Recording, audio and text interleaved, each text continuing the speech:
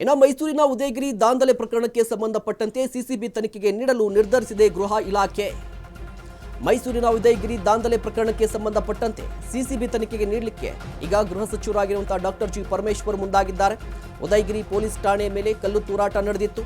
Attack ಖಂಡಿಸಿ ಹೋರಾಟದ ಎಚ್ಚರಿಕೆಯನ್ನು ನೀಡಿತ್ತು ಬಿಜೆಪಿ. ಹೀಗಾಗಿ ಇಡೀ ಪ್ರಕರಣವನ್ನು ಸಿಸಿಬಿ ತನಿಖೆಗೆ ನೀಡಲಿಕ್ಕೆ ಮುಂದಾಗಿದೆಯಂತೆ ಗೃಹ ಇಲಾಖೆ. ಮುಖ್ಯವಾಗಿ ಡಾಕ್ಟರ್ ಜಿ ಪರಮೇಶ್ವರ್ ಅವರು ಮಾಹಿತಿಯನ್ನು ಕೊಟ್ಟಿರುವಂಥದ್ದು. ಗಲಭೆಕೋರರ ಬಂಧನಕ್ಕೆ ಗೃಹ ಸಚಿವ ಪರಮೇಶ್ವರ್ ಸೂಚನೆಯನ್ನು ಕೊಟ್ಟಿದ್ದಾರೆ. ನಿನ್ನೆ ಉದಯಗಿರಿಗೆ ಭೇಟಿ ನೀಡಿದ್ದ ವಿಪಕ್ಷ ನಾಯಕ ಆರ್ ಅಶೋಕ್ ಅವರು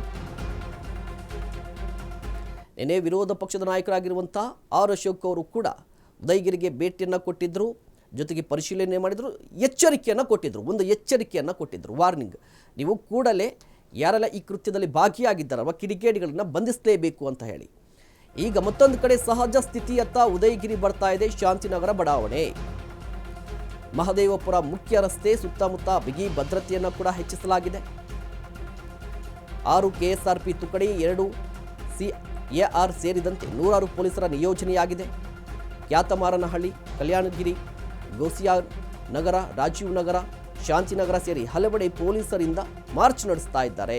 ಗಲ್ಲಿಗಳಿಗೆ ಹೋಗಿ ಪೊಲೀಸರು ಕೂಡ ಮಾಹಿತಿಯನ್ನು ಪಡೆದುಕೊಳ್ತಾ ಇರುವಂಥದ್ದು. ಜೊತೆಗೆ ಯಾರು ಕೂಡ ಆತಂಕ ಪಡಬೇಡಿ ಅಂತ ಹೇಳಿ ಒಂದಿಷ್ಟು ಧೈರ್ಯ ತುಂಬುವ ಮಾತನ್ನು ಕೂಡ ಹೇಳ್ತಾ ಇರ್ತಾರೆ. ನೀವು ಕೂಡ ದೃಶ್ಯಾವಳಿಯಲ್ಲಿ ಗಮನಿಸ್ತಾ ಇರ್ಬೋದು.